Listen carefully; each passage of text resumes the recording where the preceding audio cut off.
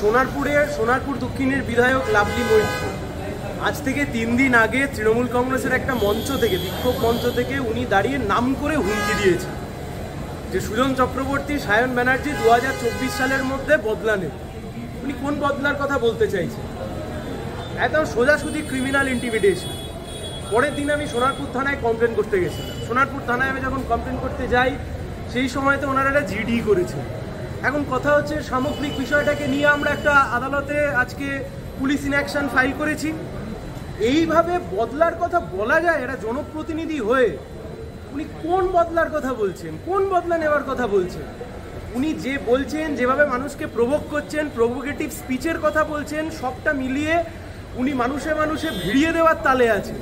এবং উনি পরিষ্কারভাবে আমার নাম করে উনি ওখানে বলছেন যে 2024 সালের মধ্যে সায়ন বদলা নেব এবং তার সাথে আমার আরও এক সিনিয়র কমরেড সুজন চক্রবর্তী তার নাম ঢুকিয়ে দিয়েও তিনি তিনি এইরকম ধরনের মন্তব্য করছেন। সামগ্রিকভাবে আমরা আজকে দৃষ্টি আকর্ষণ করেছি। দৃষ্টি আকর্ষণ করবার পরে আমরা মামলাটা করেছি।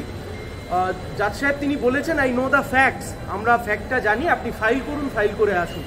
এবার আমরা মহামান্য আদালতের কাছে এসেছি পুলিশ ইনঅ্যাকশন নিয়ে।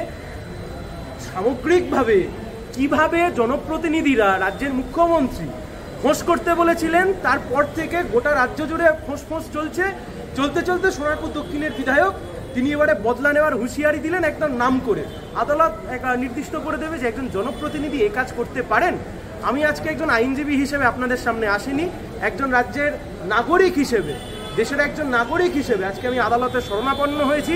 যেভাবে পুলিশ ইনঅ্যাকশন হয়েছে তার জন্য যথাযথ যাতে ব্যবস্থা নেওয়া হয় তার জন্য আমি কলকাতা হাইকোর্টে শরণাপন্ন হয়েছি। Thank you.